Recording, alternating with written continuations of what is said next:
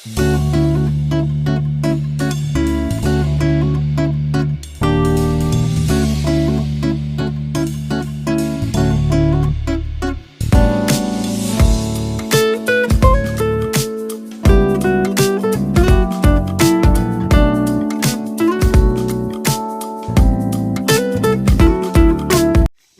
ka-farmer, adto na pud bisa amo ang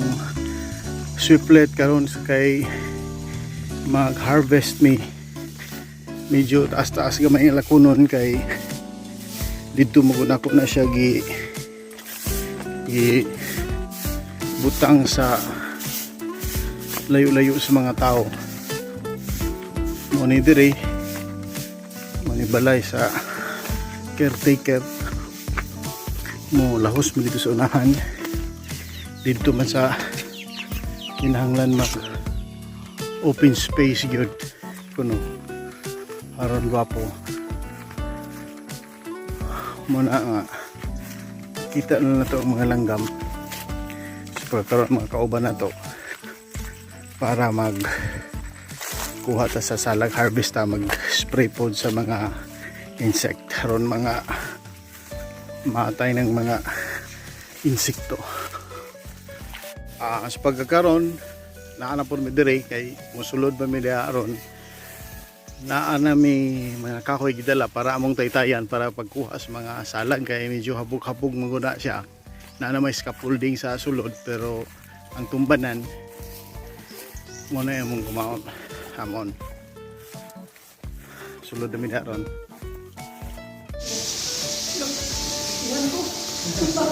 Oh my God.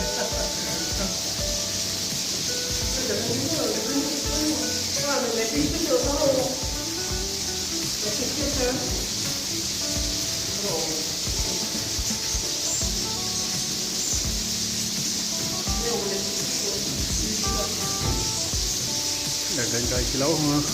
muhangin ko dapat rin matag nagpaduol sa electric fan naghangin-hangin rin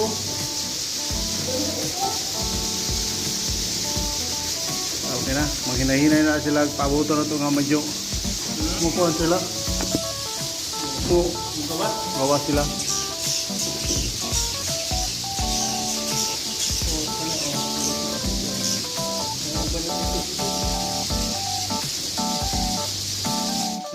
ni karon ato ning ipang isprihan kay na may mga ok may mga insekto nga gagmay kayo may mga bunhok atong tirahan yun haron malimpyo gamitan na itong sprayer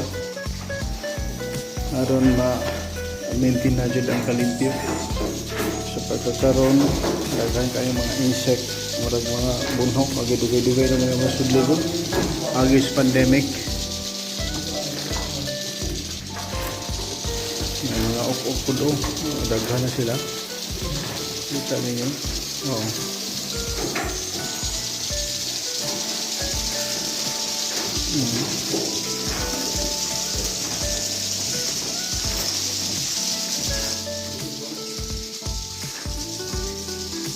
kita na ninyo sila nanguha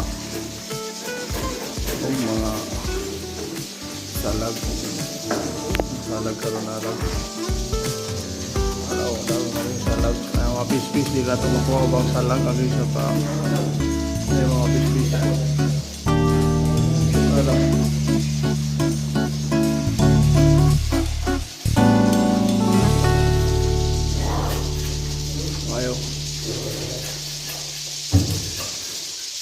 mao ni atong na harvest karon sa pagkakaroon dinhi sa atong Swiftlet farm dinhi sa atua mao ni nga karon atua sa sulod nagsige pa padayon pagkuha ano na itong nakuha karon nanadili ni mga ilan na ka kilo 14 kilo ato na ning i-brigyan ato na ni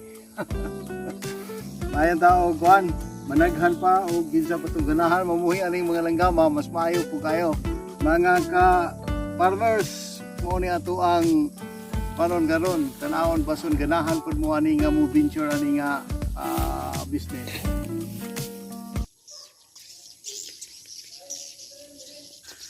sa pagkakaroon hapit na minahuman og harvest ang among nakuha kani moy mga ato ang products ato ang farming diri sa Swiftlet kani nga kuan, kani nga salag mo gini sila yung mga first class gini siya bisan pa dito sa uban pang sa Malaysia ang kinadaghanan nga nag produce ani nga mga salag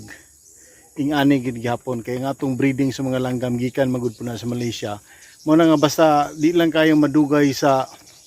ila ang butanganan ma-harvest ang dayon mo ni atong product o puti na kayo halos wala na gyud mo kanang nakita ninyo nga mga